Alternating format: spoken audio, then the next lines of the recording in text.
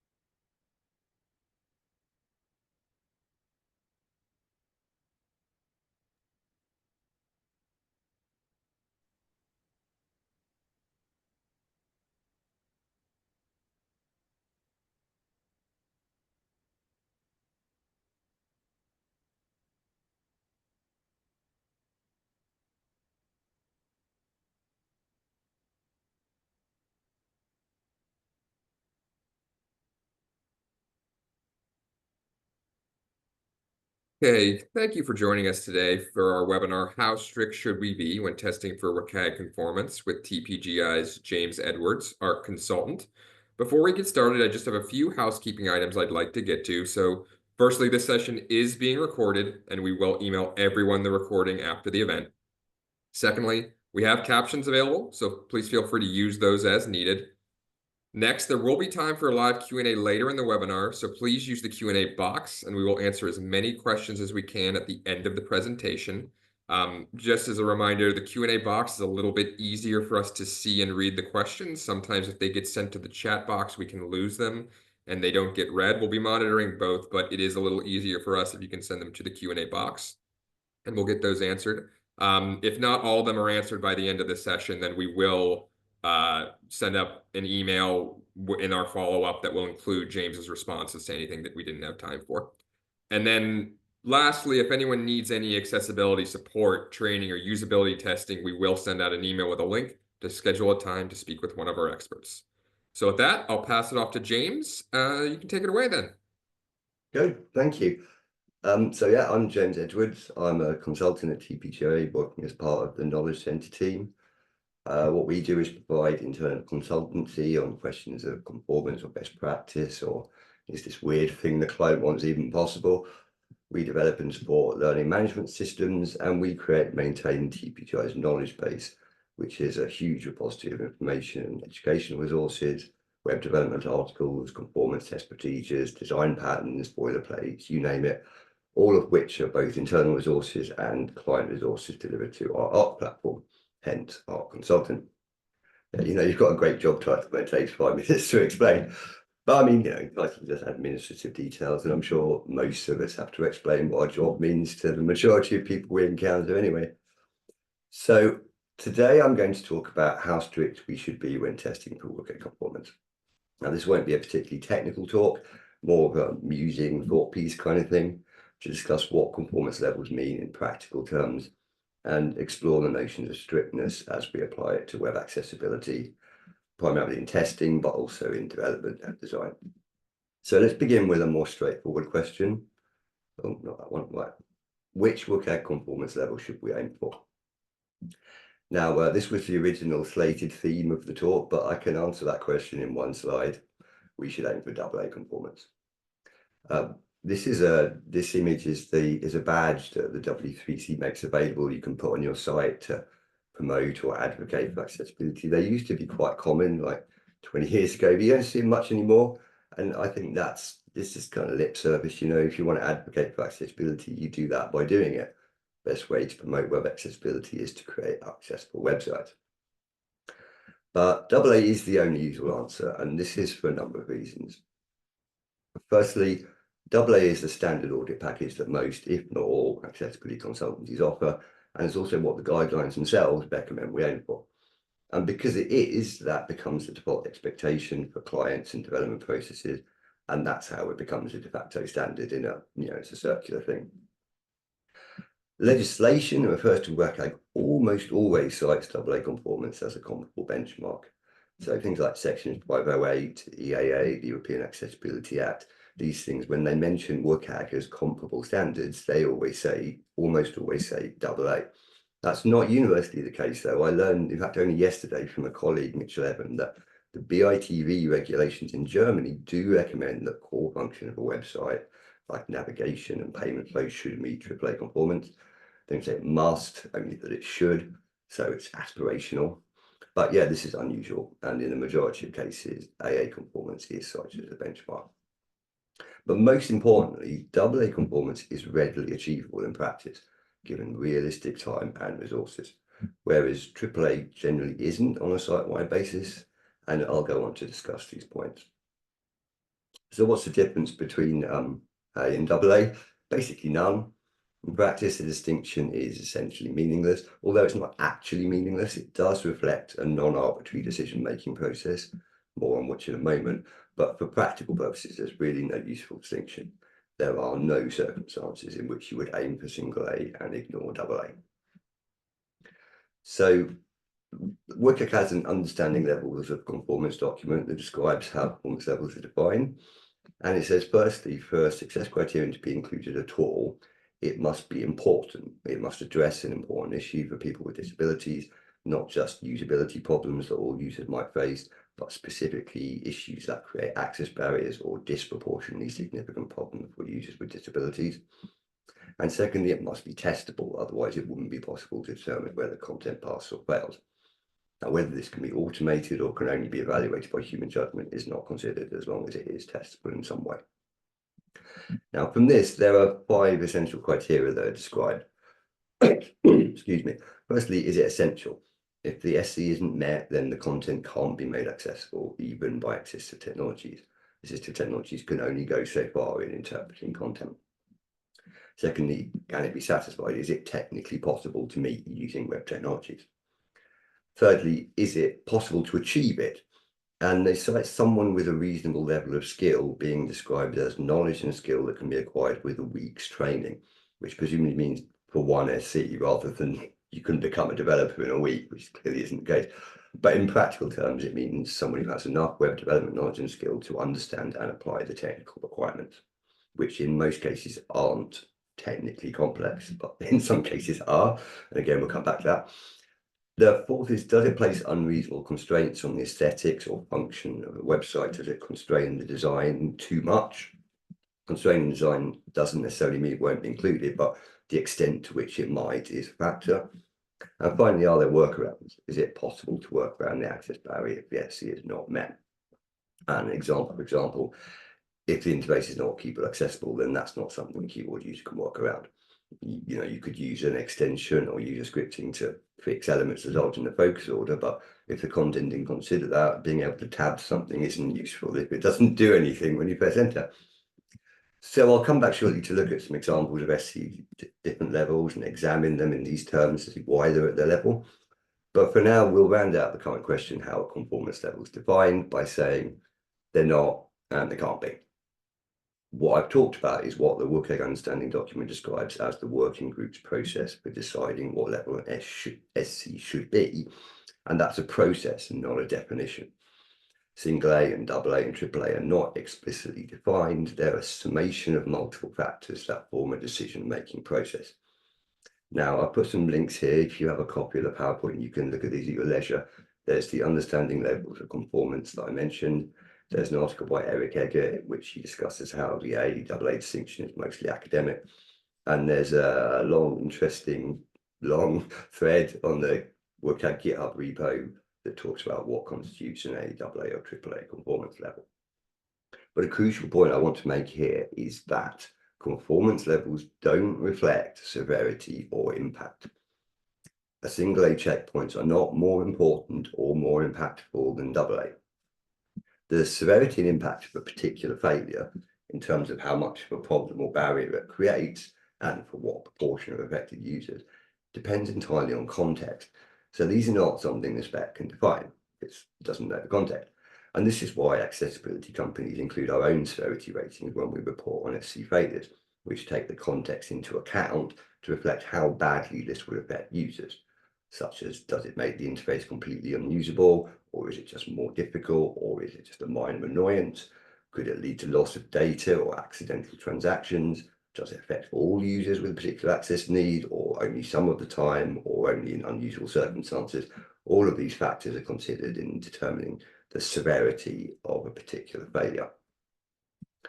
Now, you can ask, what about AAA? Why not aim for that? Well, AAA conformance is usually quite difficult to achieve or test. It's often impractical given the technical resource implications, or in some cases it might be impossible. And this is okay because AAA is not expected to be consistently achievable. And the guidelines themselves acknowledge this, that it's not always possible to achieve AAA conformance, and they recommend against it as a general site policy for that reason. So I want to show some examples now to illustrate these points. And a good way to do that is to examine SCs which are variants of each other with different requirements. So this is 1.2.2 captions pre-recorded at level A. Captions are provided for all pre-recorded audio content in synchronized media, except when the media is a media alternative for text and is clearly labeled as such.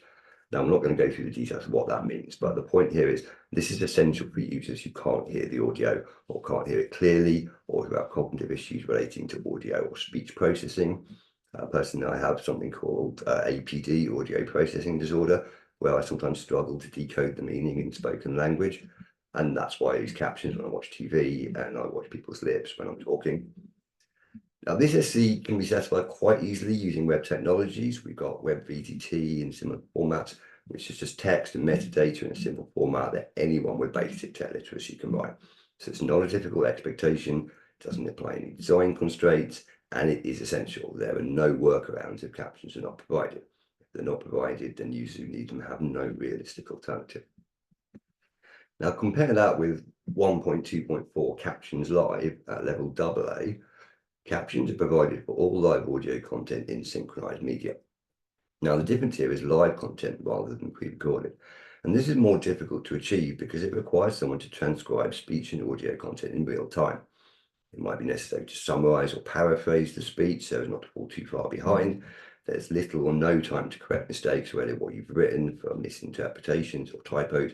And it's especially difficult for tech content or other very niche information where the transcriber needs to have prior knowledge of things like technical terms, jargon, and abbreviations.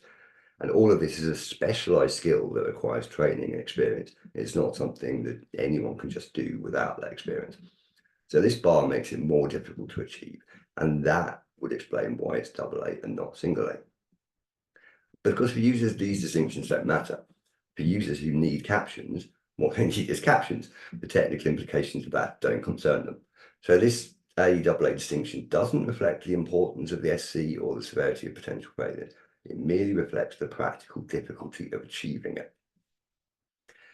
Now, if we look at 1.4.3 contrast minimum level AA, the visual presentation of text and images has sufficient contrast ratio of at least 4.5 to 1, except for the following. Now I'm just summarizing here. This large text has a lower ratio. Incidental text, like text that's just visual, part of an inactive user component, or part of a picture that contains where it's not the real content. These don't have contrast requirements. And logo types, which is, brand logos that use letters like IBM.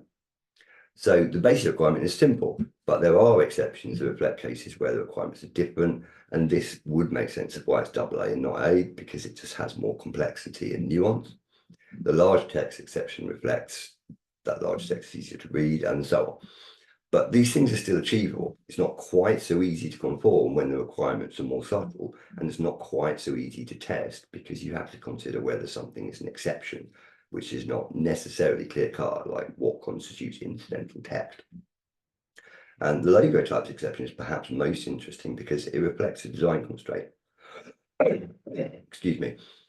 Most companies and organizations will quite rightly feel that their logo is intrinsic to their identity, and you can't just swap out the colors without affecting that, without undermining their brand identity. So expecting organizations to only use 4.5:1 color combinations would not be reasonable in those terms, and especially if it doesn't also apply to iconic logos. And this in turn could breed resentment that the requirements are an unfair burden, or could mean that people are just more likely to ignore it. Either way, it's not reasonable to expect brand logos to have normatively limited color palettes, hence the exception. Now, if we look at 1.4.6 contrast enhanced at level A, it has the same exceptions, and the only significant difference is the contrast ratios are different. So default text now requires a contrast ratio of at least 7:1, and large text requires 4.5:1. Now, this difference places actually quite significant design constraints because that 7:1 requirement significantly reduces the color combinations you can use and can make it much more difficult to achieve the look and feel that you want with the design. So this is AAA because of that additional design constraint. It's stricter and less pragmatic than the AA variant. There is a slight irony here in that some users find high contrast text more difficult to read. Like some people who are dyslexic prefer lower contrast text, and some autistic people also have the same need. So it's this unfortunate irony that the stricter requirements intended to benefit users with low vision may in fact be worse for other users with cognitive issues. However, this is not a factor in why the SE is AAA. The potential for conflicting user needs is not part of that particular decision making, as far as I know, although I'm sure it does come up in discussions. Now, users can, of course, customize the appearance of sites using browser extensions or system settings, but success criteria are predicated on users not requiring assistive technologies in order for the content to be conformant. Like things considering zoom levels and text size, there's no get out for saying, well, users can just change their setting. The SE defines what it should be by default without assistive technology. Now, I want to look at another AAA SC, which is a good example of how the difference between implementation and testing affects the SC's level. And that's this one, 2413 focus appearance. When the keyboard focus indicator is visible, an area of the focus indicator meets all the following. It's at least as large as the area of a 2 CSS pixel thick perimeter of the unfocused component or subcomponent, and it has a contrast ratio of at least 3:1 between the same pixels in the focused and unfocused states. There's a couple of exceptions, but they're not relevant to what we're talking about. Now, these requirements are quite technically specific. It takes a couple of reads just to understand what they mean, and they rely on mathematical formulas to calculate the area created by the focus indicator. And this can get quite complicated, particularly when you're dealing with like non-rectangular shapes. And there are so many things that could be used for a focus indicator. It makes the SC quite difficult and complex to test, even though it's extremely easy to conform. All you need to conform is a 2-pixel outline with sufficient contrast relative to the background, and you pass. It's easy. For developers, no problem. But testing for this is a different story because of the very precise technical requirements and the huge range of possible visual ways in which focus could be indicated. That's why this is AAA. In fact, it was originally slated as AA, but it was moved to AAA because of that testing complexity. It was also intended that 247 focus visible would be upgraded to A from its current AA, but that didn't happen because then its relation to focus appearance wouldn't be consistent. Bear with me here, this should be clear in a moment if it isn't now. To remind ourselves of 247 focus visible, any keyboard operable user interface has a mode of operation where the keyboard focus indicator is visible. Now, this is a very straightforward requirement, both in development and testing terms, but there is a little ambiguity over what constitutes visible. Like, what about semi-transparent focus indicators, or if the focus indicator is partly obscured? The only explicit visibility requirement in WCAG 2.1 is that it also passes 1411 non-tox contrast, requiring it to have 3:1 contrast with adjacent colours. So these things are addressed in WCAG 2.2 with 2413 focus appearance, and also with 2411 focus not obscured minimum, which requires that the component is not entirely obscured by user-created content at the point when it receives focus. And there's also a stricter AAA version of that, 2412 focus not obscured enhanced, which says that no part of the component is obscured. The intention then was that 247 focus visible would become single A. And I imagine that most of you would agree if I said that there's nothing in the wording of this SC which inherently explains why it's AA rather than single A. That visible ambiguity doesn't seem like enough. And the working group presumably thought so too, and planned to make it single A to go with focus appearance as AA. But since focus appearance became AAA, then it's no longer a consistent difference, so the level didn't change. What we're left with then is an example of something that doesn't really justify being AA in its own terms and by its own criteria, but remains that because of practical decisions and moderation of the overall consistency of ST levels. Given stuff like this, it's kind of not entirely surprising then that people might feel these levels are somewhat arbitrary. If I can be slightly philosophical for a moment, this speaks to a deeper truth about taxonomy and categorization in general, that wherever we draw lines, there's a certain arbitrariness and subjectivity to them because nature doesn't categorize things.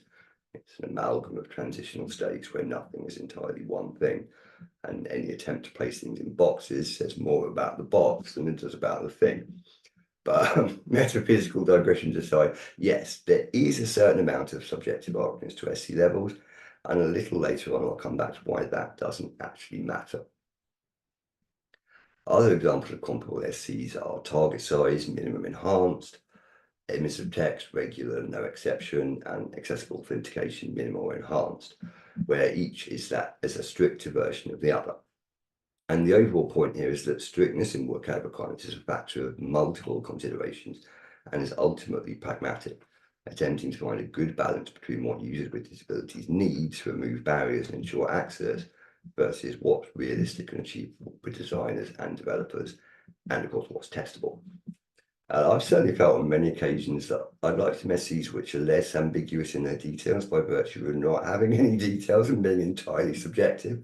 So something like this, 0.0.0, just stop doing that, level F.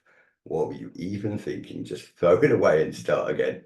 And this could be logged against anything so bad that it's not worth even attempting to remediate. And I'm sure that most or all of us will have encountered stuff that makes us feel like Captain Picard. There's Captain Picard from Star Trek doing a face palm. It's an image that's been used in many memes about ridiculous things.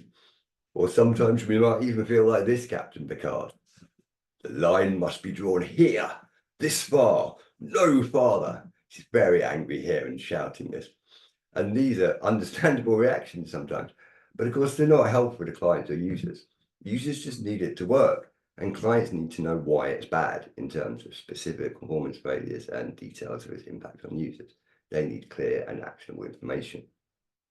Now, I have once in my career logged an audit issue that literally said, there's no way to make this accessible, you need to rebuild it from scratch.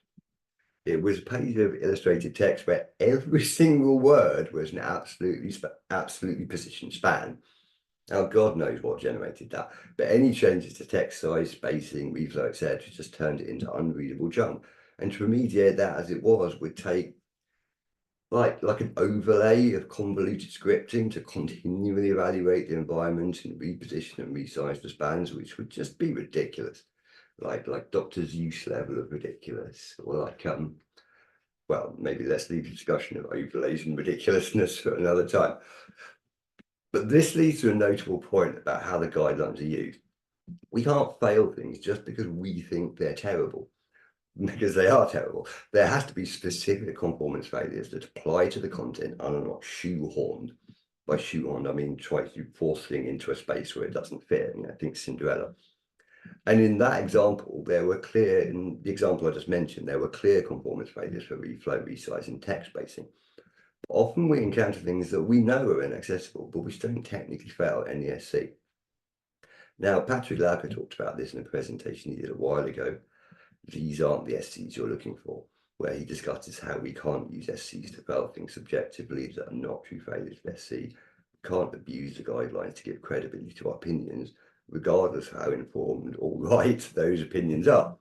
What we can do is this. We can log best practice issues, which are conformant but problematic. Other teams, sometimes the term accessible UX is used, but it reflects things that don't constitute WCAG failure, but that we know are problematic for their potential or inevitability of creating accessibility issues. So this would be things like incorrect heading levels, form label text which isn't particularly descriptive, or disabling a form submit button as a kind of validation. None of those things constitute specific SC failures, so it's not strict to say they do, it's just wrong because they don't. Nevertheless, we know that they could have a user impact, and so we log them as non-failing, but recommend the client fixes them anyway. And certainly at TPGI, we have a whole category of boilerplates that address these kind of best practice issues. And yeah, there's a lot of them. And they aggregate and change over time based on learned and user experience, changing technologies, discovered edge cases, and evolving industry consensus. There's a link in that slide there to Patrick's presentation, which I'd recommend for anyone who hasn't already watched it. Now, before diving any deeper, I thought it might be interesting to ask a question. If you want to apply in the chat, this is welcome. I want to ask a question about AAA conformance testing, which is, how many AAA audits have we done in the last 5 years? I asked this question of our business development sales director, Mark Miller, and I was given a figure for how many AAA audits we've done in the last 5 years. So would you care to guess at the answer?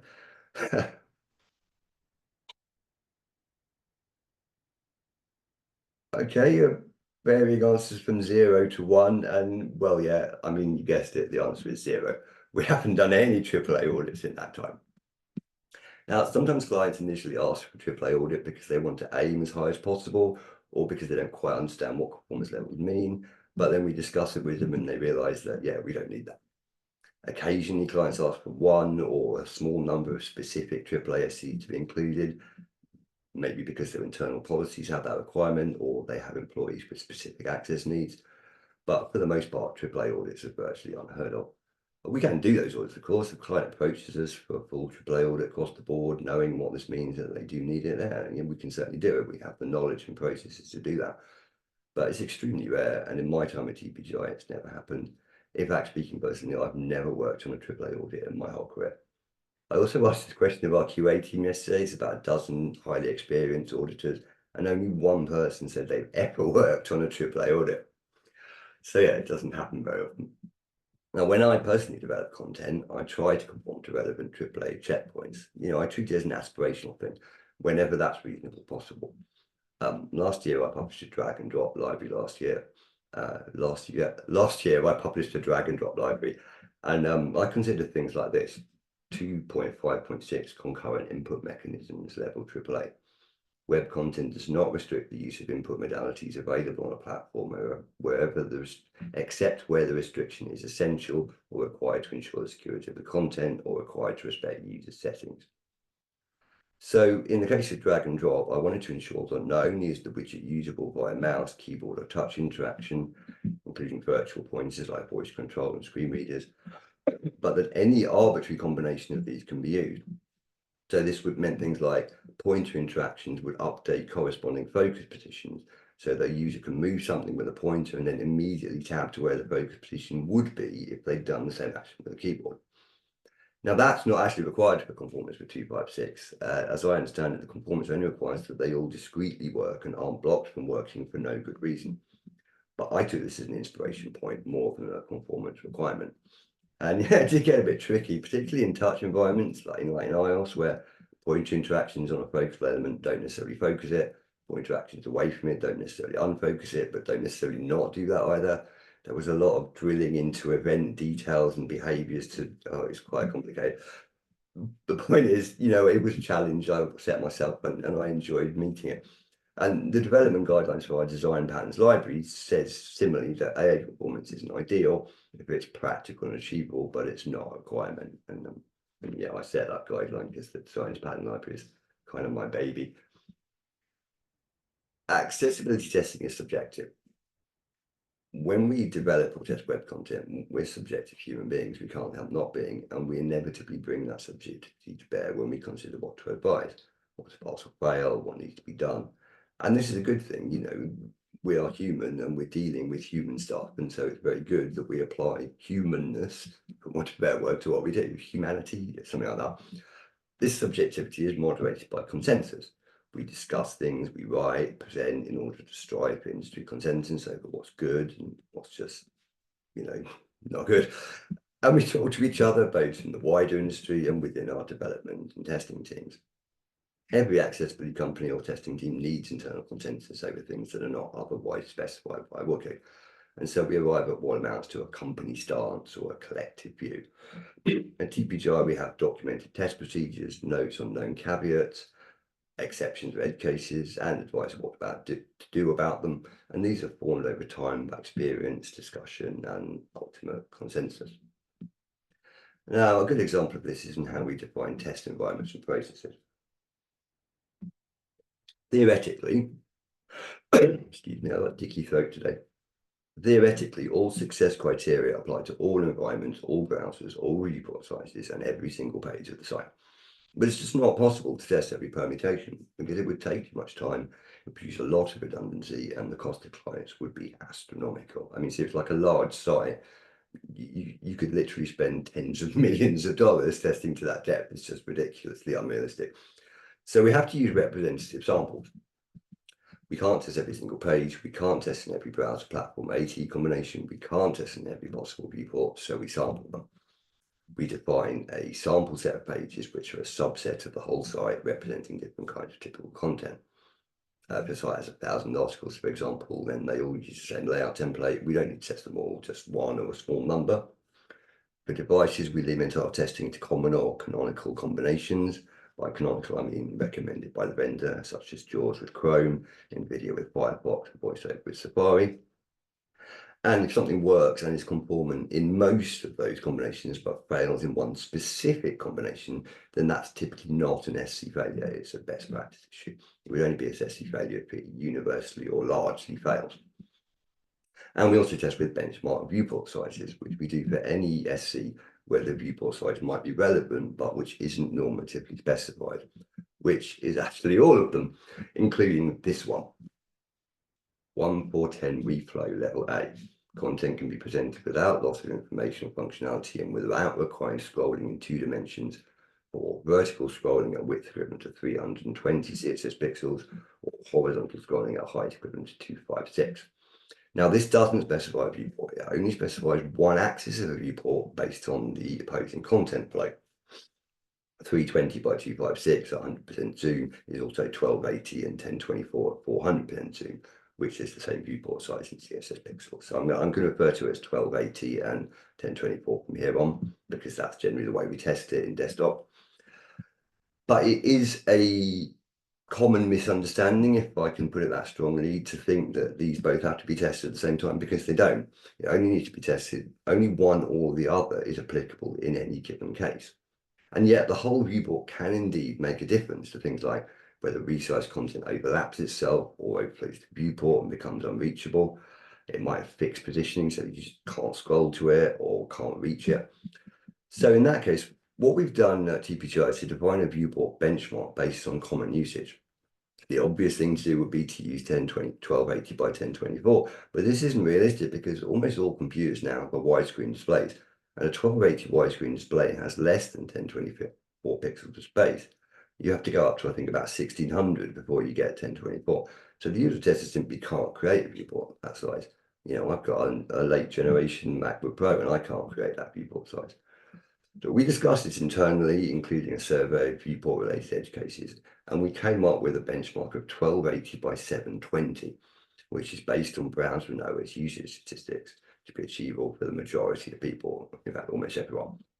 And this enables us to identify content which has the loss of information or functionality described by the SC in a viewport that's typically possible or likely for end users. Excuse me. We're also trying to extend that principle to other SCs. For example, 1412 text spacing level A. I won't read this out to save time, but essentially it says that no loss of content functionality occurs by setting all of the following and changing nothing else, which is line height spacing, letter spacing, word spacing to 1.5 or various different factors of the font size. Now, this doesn't mention the viewport at all, and yet loss of content or functionality can very much depend on the viewport size in terms of whether respaced content now overflows other content or goes outside the viewport entirely. The intent of this SC is to benefit users with low vision or reading difficulties. So it also stands to reason that such users might have zoomed in to make all the text larger as well. There's a kind of inherent codependence there between text spacing, reflow, and resize text that WCAG can't address in its current format. So what we decided was that we would test this SC using our benchmark of 1280 and 720, and we would test it at both 100% zoom and 200% zoom, where the 200% is consistent with resized text, success criteria that serve the same basic intent and user group. So if content is fine at 100%, but fails text spacing at 200%, is this an SC failure? Someone might argue that to call it that is too strict, that the SC doesn't require this. But then you could also counter argue that it's not strict enough precisely because the SC doesn't say, i.e. if it doesn't say, then it de facto applies to every possible viewport. So we concluded that failing at 200% zoom is an SC failure, and I'm reasonably confident, and the team consensus is confident, that it does fail this SC because it fails the intent of the SC to benefit users with low vision. It is consistent with and doesn't contradict the normative requirements. So we do call this an SC failure. And to corrupt a phrase, if I may, sorry, Patrick, at least for this particular example, this is the SC we're looking for. That's the Star Wars reference, right? The droids, yeah. And yes, it's a strict interpretation that leaves less room for forgiveness of content that might only fail at 100%. But these circumstances are real, they're arguably quite likely, and they're quite important in terms of the SC's intent. Now, even then, there's subjectivity, like what constitutes a loss of content or functionality. If it's just one word that becomes unreadable, that's quite different from an entire block of text, and different again, depending on how critical that information is in context. And again, these are differences that WCAG can't reconcile because it depends on context. And this kind of subjectivity is what testers bring to bear when auditing content. And it's based on, again, knowledge, experience, discussion, and consensus, so on the decision process I've already discussed. All of which speaks to an underlying premise, to why we're auditing content in the first place. And I can come back to that, illustrate that by coming back to the eponymous question this webinar aims to answer, which is how strict should we be when testing for WCAG conformance? And my answer is as strict as possible. Now there's an asterisk there, and that star is a caveat that what's possible is also reasonable and that we're not misusing SCs. There are limits to how strict we can reasonably and legitimately be, as I've discussed, but within that, we should be as strict as possible. We don't want to give clients a hard time. We don't want to place undue demands or expectations on them. We don't want to overwhelm them with requirements that seem too difficult or too constraining. So it's always tempting to let them off the hook, so to speak, with content that almost passes. For example, color contrast might come out as 4.4 to 1, which is very close to the 4.5 to 1 requirement, but not close enough to be conformant. Now, will that difference affect users? Will it even be perceivable? Well, possibly not. But 4.5 to 1 is the conformance requirement, and clients need to know that because that's part of why they came to us for testing in the first place. It is a truism to say that for many clients, the ultimate priority is liability. They don't want to get sued. And even when it's not a client priority, it remains a real possibility. So we have to be strict in how we assess their content, because if we're not, then we're potentially exposing them to future liability. To a lawsuit that says, for example, your content lacks sufficient contrast and is therefore a barrier for low vision users, after we've let them off with 4.4 to 1, didn't log an issue for, and so they simply didn't know that this could happen. And we are increasingly seeing predatory lawsuits that are not based on real people experiencing access barriers. They're just automated mass scanning commercial sites where a detail is identified that could create a hypothetical barrier due to performance failure. Then they contact the site with threats in the hope of a quick settlement. Now, they're basically ambulance chasers. They give everything a bad name. It's just horrible. In my experience, it's most common that the people we work with in client organizations are very much attuned to the need for accessibility. they accept that it matters and they don't need to be convinced, they just need our help to achieve it. But also they're responding to requirements or directives from higher up, directives that are more likely to be financial and legal.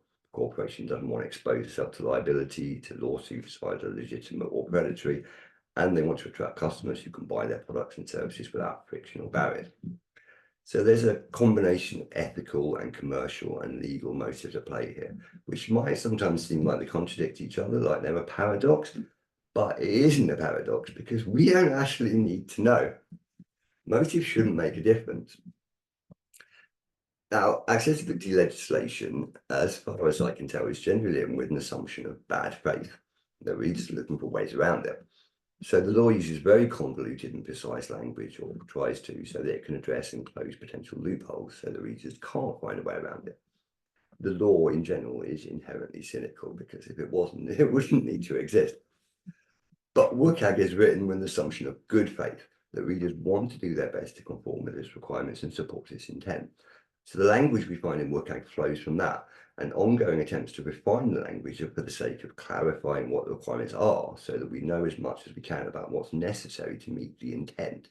They are not written for the sake of closing loopholes or get-at clauses. And yet in both cases, the underlying intent is the same: to overcome barriers and ensure equivalent access for people with disabilities. And loopholes are easy to find, there's a way around every rule. We could interpret like any given SC over contextual terms like essential and loss of functionality. We can invent rhetorical reasons why something is essential or isn't important enough to constitute a loss and claim that we don't have to do anything. That's bad faith, and we could do that, but we don't. And I'll give you an example of that. 258 target size minimum level A. Size of the target for pointer input is at least 24 by 24 CSS pixels, except where, and there's a spacing exception, undersized targets less than 24 by 24 are positioned so that if a 24 CSS pixel diameter circle is centered on the bounding box of each, the circles don't intersect another target or the circle for another undersized target. Basically, they have to be far enough away from each other. Now that spacing exception allows for targets to have no size at all, to be 0 by 0. And this loophole can't be eliminated because defining a smaller minimum for that situation would effectively reduce the minimum size for all situations and make the de facto minimum size smaller. So it can't do that.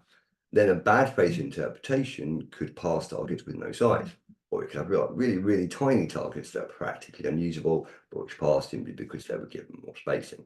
We can't legitimately fail again against 258, but we can expressly report it as bad practice. Similarly, 244 link purpose in context requires the purpose of each link to be programmatically or contextually determined, except where the purpose of the link would be ambiguous to users in general. Now, that exception reflects the SC's intent of helping users with some disabilities to understand the purpose of links, such as screen reader users making sense of them when they're hearing the link text, either with or without the surrounding text. WCAG remembers about accessibility, not usability, and issues which equally affect non-disabled users are not accessibility issues.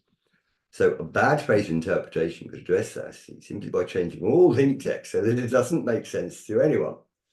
I mean, that's probably beyond bad faith, that's like masochistically perverse, but regardless, it remains a conformant response. Now, I said earlier that we don't need to know whether clients' motives are ethical, commercial, or legal, or any combination. And I've also said that the single A or double A level of an SC doesn't matter. So I'd like to conclude now by justifying those statements. They don't matter because the result is the same. Our job is the same. Now, again, there's a star there, which is a caveat. And the caveat is that we ourselves approach it with the right intent. Whether we're developers, testers, project managers, it's essential that we approach accessibility in good faith, that we try to do our best, not spend our time looking for loopholes. And I can take it as read that everyone here does do that, because otherwise you wouldn't be here.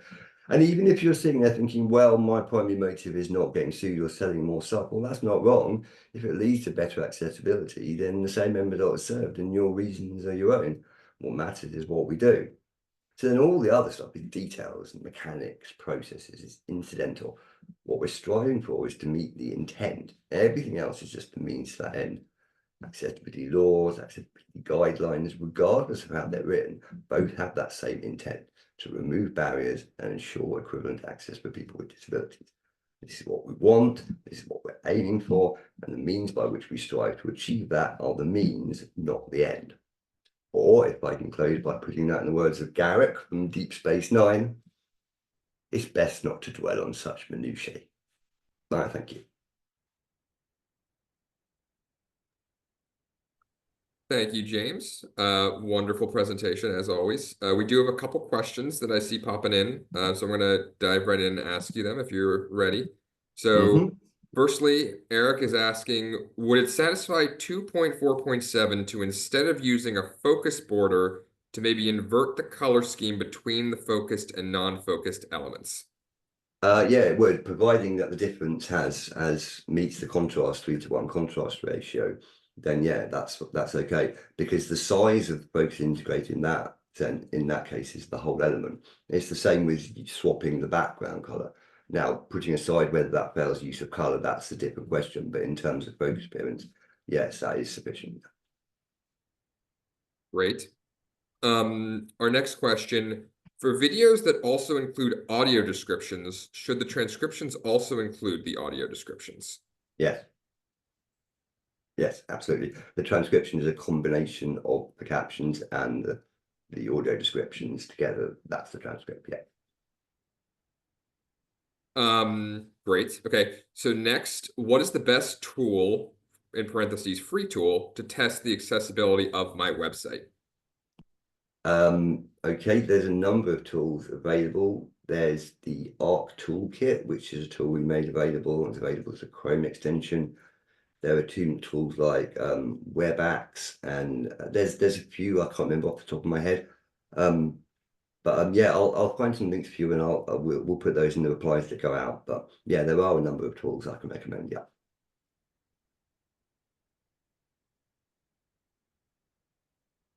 Okay.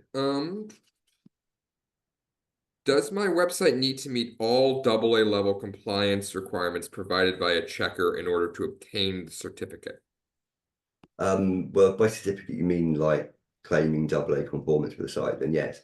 This is mentioned in section 5 of the guidelines that in order to claim AA conformance, you must meet all AA conformance requirements. You see. Another question here just popped up. How descriptive should a screen reader be? For example, if I have an accordion button that expands to display user information, and when the keyboard focuses on this button, is it acceptable for the screen reader to only say expand icon, or should it say this is the user info expand icon when expanded user info is displayed?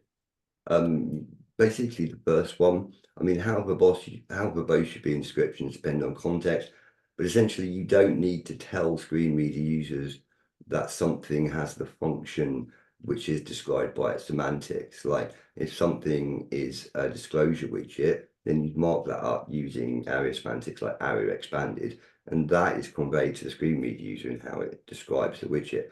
So yeah, you don't need to describe the mechanics of what you're doing, unless they're custom mechanics, that's a different question. But yeah, you don't need to describe more than is unique to your content and not conveyed by the semantics. That's quite a kind of glossy answer. I'll put some more details in that in what's in out, but essentially, yeah, don't be too verbose. I see there's a couple questions that came through in the chat too. So I'm moving over to there real quick. Colin is asking, how would you treat a video where the last screen shown is basically a copy of slide in writing with, quote, follow us on social media, unquote. Then it lists in text only the handles of the organization for Facebook, Instagram, X, etc. We have pushed back and said we should be part of the original audio, or should it have some type of audio description for the non-spoken content? What are your thoughts? Yeah, it should have audio description, yeah, because this is content, it's text as part of the video. And the fact that it's presented as, what do they call it, the end frame or whatever, the fact that it's in the video as a static frame, well, that's just the mechanics of how the video was built. It needs to be described. And so what you would probably do is just instead of it being a single frame, it would be 30 seconds or whatever of showing that enough in order to audibly describe it. So yes, it's text content within the video that is part of the video. It's not just incidental. So it does need to be described, yes. Okay. Level AA conformance, the web page satisfies all the level A and level AA success criteria, or level AA conforming alternate version is provided. What does that mean? Alternate version meaning here is something fraud version, golden copy, and another version, rollback version? No, what it means is if you have content that just can't technically be made accessible for whatever reason, it's just not possible or realistically impractical, or in some cases you just haven't done it yet, then in those cases, if you have an alternative presentation of the content which is conformant, then that forms part of the overall conformance, and that's okay.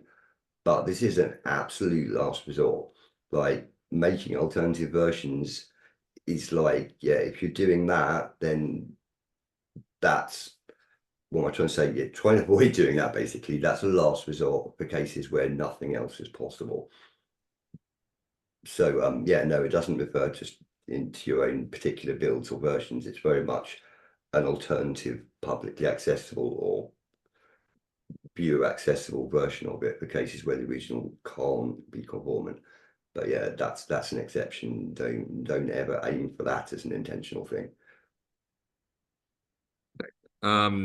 What is the best website that complies with AA WCAG guidelines and includes tables, documents, and graphs? I can't give you an answer for that. How long is a piece of string?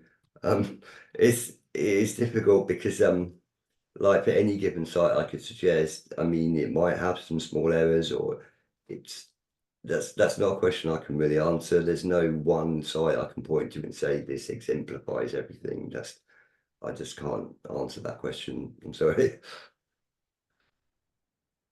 What is the best way to describe a meme? Just using alt text? Well, it depends, because a meme isn't just. I mean, yes, using alt text, but the question is, what does the alt text say? Like a meme is typically a picture with some impactful text on it, and just having the text doesn't really convey the same thing as the meme. So I would say it's one of those things where you think about what's the intent, what's the kind of comedic purpose of the meme, or whatever the purpose of it is. What is it trying to provoke, or what is it trying to say? And you kind of try and describe that, if that makes sense. So you're describing the meaning and purpose of the image, not just the literal content. And in the case of meme, the literal content may often be abstract or stylized. So you can describe it both in terms of what it looks like, but also what it's conveying. Writing alt text is not easy. Like, writing really good alt text is not easy. So I'd recommend, yeah, you can search. There's a number of guides online. I'll find some links for you later. And as much as you can, like, talk to people who use screen readers and ask them what they prefer. And again, one person's viewpoint isn't necessarily representative, but collecting different viewpoints can help you build this sense of what is useful and what is informative. Other things being equal, the basic principle is any information that's conveyed visually, you want to try and convey to screen reader users, but there's a limit to how detailed you can be, and that balance, yeah, takes a bit of practice to get that balance right. And nobody ever gets it entirely perfect, because that's impossible. Nothing's ever perfect. But in general, yeah, you consider the intent and the meaning, not just the literal visual details. Can I test my website for AA compliance before obtaining the AA certificate for free? Well, there's no AA certificate. The WCAG isn't a law. It's not something you have to comply with. It's a set of guidelines that you try to conform with. So I mean, there are things like VPAT, the voluntary testing certificate, where you can claim your level of conformance, but that's really only used in procurement, like when you're trying to sell things to government departments and so on. If you want to, if you just want to kind of prove and make it clear that you've done this, then, well, I mean, it's up to you how you do that. You can put a press release in your site saying, hey, we've done this, but there's no specific badge or certificate you can get for WCAG conformance, because it's not a legal thing. For PDFs that will be printed and visually they show the full URL like www.name.com/contact us. Would the alt text for links for screen readers be the name of the link destination like contact us? So I'm not quite clear on the question. It's a link to a PDF. The accessible text of a link would be the visual text of the link, other things being equal. So it depends on context. I mean, if you've got a PDF document that's I don't know, like user instructions for something, and your link would be like user instructions for our product, and then that's the accessible text.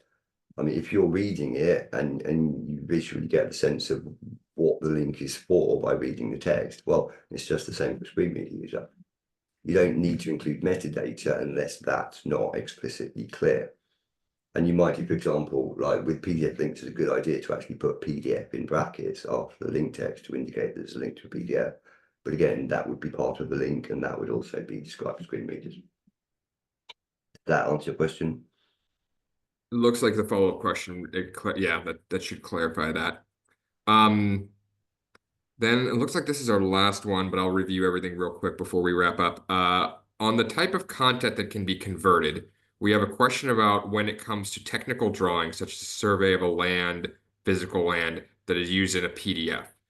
Is this a Right. fair example of something that can easily be made accessible outside of stating the dimensions, etc.? I'm not entirely clear on what you mean there. So it's like what it's like a kind of like a floor plan or a technical blueprint document kind of thing.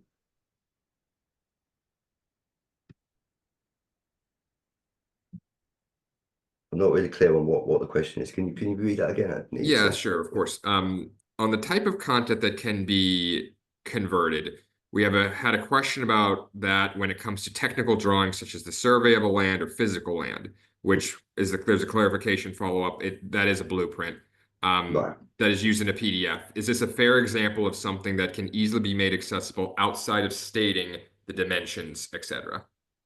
Well, that really depends on who your reader is. If this is difficult because we're talking about highly complex technical drawings, which are very much visual information that is hard to describe. The basic premise for something like this is it's similar to like a graph or chart, where your basic alt text for it would be quite straightforward, like this is a blueprint of such and such or whatever. But you would then need an additional descriptive, probably quite complex and structured descriptive information that conveys the same information in another way. So in the case of a chart, for example, this might be a data table, which also includes summaries of like the data comparisons you can make by visually looking at it are then described in the text. So in the case of a blueprint or something like that, you need to liaise with the person who designed it or someone who knows about the architectural and structural thing, or that may be you, to actually figure out how you would describe these technical details.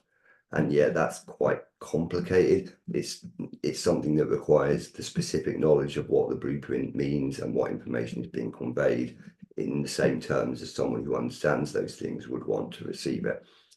So yeah, complex descriptions of visual stuff like that. It takes complex details and it has to be structured so that it's not just a big wall of text. So typically for something, if it's in a PDF, you kind of really need almost a whole separate page or even a different document, depending on how it's structured, that fully describes this stuff. In terms of how you do that specifically in PDF, again, I'll have to find some links for you. My colleague Ricky has written a lot about this, where PDF isn't something I personally know much about because it's just like a PDF. But yeah, no, this is not as straightforward as simple imagery and stuff because there's a lot of technical details and that needs to be conveyed in a way that's structured and coherent for someone who's hearing it, reading it. Okay, I think we have time for just one more question and then we can wrap up. But the last one will be, while going through the presentation, we observed that how many AAA audits have we done? Zero. Then we Mm-hmm. are going to foresee the changes in the level of conformance as A, AA, AAA, quadruple A, and so on in the near future. So what was the question? Are we going to foresee the changes in the level of conformance as A, AA, AAA, quadruple A, and so on in the near future? I'm thinking they're asking if there will be a quadruple A and will Right. AAA be the new standard? No, no, the 2.x branch that uses single ADA, all of that is essentially not going to be developed much further. There will be like updates that refine details and so on, but the 2.x branch is essentially the past now. And what the focus of the working group is on WCAG 3, which is quite a different approach to testing accessibility and looks more in terms of overall impact and groups of users rather than specific technical details. So yeah, no, there's never going to be a quadruple A. The levels as we know them are not going to be structured. They're just going to be abandoned in favour of another way of describing this stuff. This stuff is years down the line, but the basic principle is that WCAG as it is now isn't going to change. Wonderful. All right. Well, thank you, James, for your wonderful presentation. We're getting a lot of great feedback and thank yous in the chat. So thank you all for attending and being present and participating. We'll send out a recording of this session afterwards, but thank you all for being in here and have a great rest of your day. Bye now.